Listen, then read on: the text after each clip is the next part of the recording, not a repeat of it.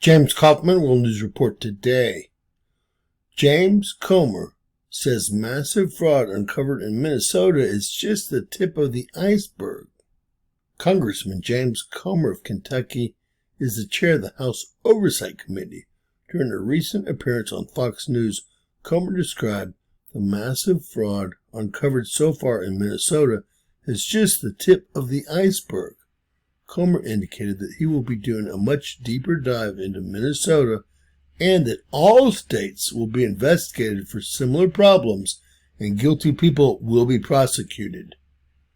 Let's hope you're not committing any type of welfare, SNAP, Medicare, Medicaid fraud, because if so, the House Oversight Committee is gunning for you. And if so, you will be going to jail. Well, let's bring in the chairman of the House Oversight Committee, James Comer, for more on this. Mr. Chairman, good to talk to you, and thanks for taking the time today. I just want to put up on the screen here some facts and figures so folks at home can truly understand the depth of the fraud here. This was in the Minnesota Housing Stabilization Program. The predicted cost was $2.6 million annually.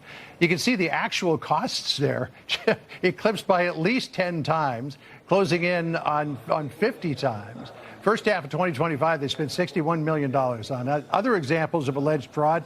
Feeding Our Future program, $250 million. Autism treatment, $14 million. Medicaid, $18.5 million for services that were never provided. And allegations, Mr. Chairman, that Tim Walz, the governor of Minnesota, either turned a blind eye to this or actually empowered people to do this through political correctness. What do you want to know?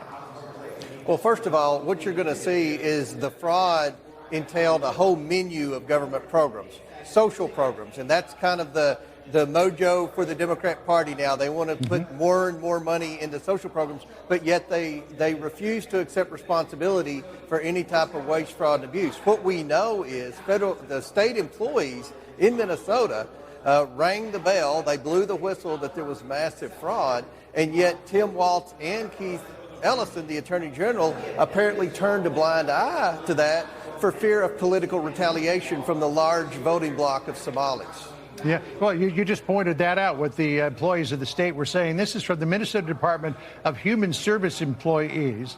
They posted this on X Saturday. They said, quote, Tim Walz is 100% responsible for massive fraud in Minnesota. We let Tim Walz know of fraud early on, hoping for a partnership in stopping fraud, but no, we got the opposite response. As staff, we firsthand witnessed and observed fraud happening, yet we were shut down, reassigned, and told to keep quiet, sometimes more.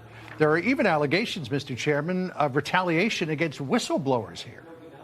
Well, sure, what it sounds like. If you disregard someone and reassign them to another position, that's retaliation. And, you know, Democrats used to say they protected the state and federal employees who worked for the government.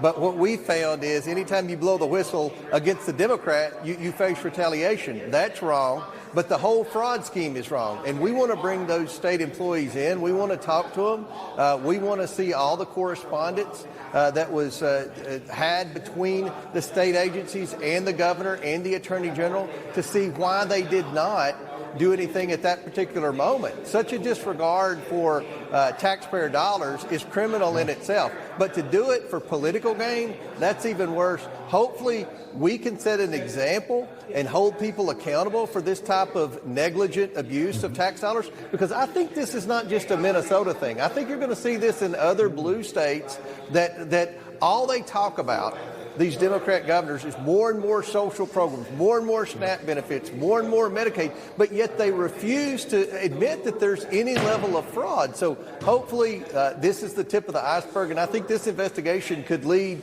to many more investigations in other states and hopefully finally some savings of taxpayer dollars. Yeah, you would think, if they're doing it in Minnesota, that's not the only place where it's happening. For his part, here's what Governor Walz said, defending his actions or lack thereof. Listen here. My message is simple on this. You commit fraud in Minnesota, you're going to prison. I don't care what color you are, what religion you are. Anybody who wants to help us in that, we welcome that. But sitting on the sidelines and throwing out accusations, and let's be very clear, demonizing an entire population and lying to people about the safety and security of this state is beneath that. Just got a few seconds left, Mr. Chairman. Your response to that? I mean, this is happening right under his nose.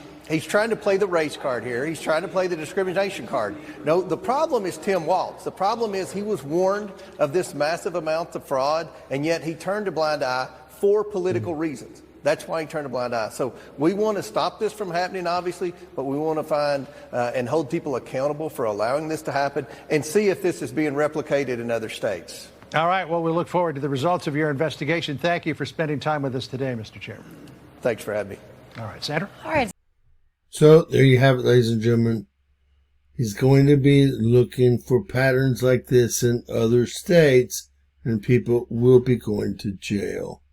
I hope everything you're doing is on the up and up.